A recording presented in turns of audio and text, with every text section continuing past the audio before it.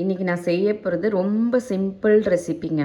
பாருங்கள், ஈஸியாக டக்கு டக்கு டக்குன்னு பேச்சுலர்ஸ் சிம்பிளாக செய்யணும்னு நினைக்கிறவங்கள டக்குன்னு முடிச்சுட்டு போகலாம். இங்கே பாருங்கள், எண்ணெய் ஊற்றிட்டேன்னா நெக்ஸ்ட்டு கடுகு பொரிஞ்ச உடனே, கடுகு நல்லா வெடித்த உடனே வெங்காயம் ஒரு கலக்கு வெங்காயம். அடுத்தது வெங்காயம் ஓரளவுக்கு வதங்கின உடனே தக்காளி,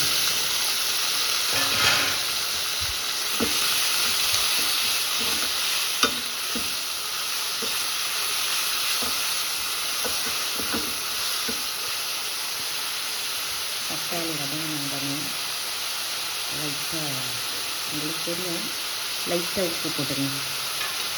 உப்பு போட்டு நல்லா வதக்கணும்.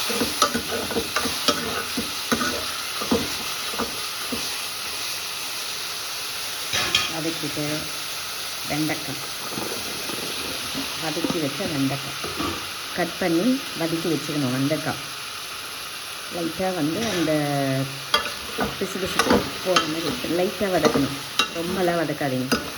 வதக்கி வச்ச வெண்டைக்காய், அதுக்கப்புறம் மிளகாய் பொடி.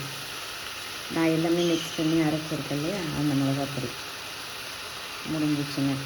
அவ்வளோதான் இந்த ரெசிபி. ஈஸியாக சமைக்கலாம். நீங்கள் பேச்சுலர்ஸ் எல்லாம் எங்கேயாவது தனியாக ஸ்டே பண்ணியிருக்காங்க, அவங்கெல்லாம் டக்குன்னு சமைச்சிடலாம், சமைச்சு சாப்பிட்டு போகலாம். இந்த பாருங்க, அவ்வளோதான். அடுத்து புளி தண்ணி மூஞ்சி போச்சு. அவ்வளோதான், சமையல் முடிஞ்சிச்சு.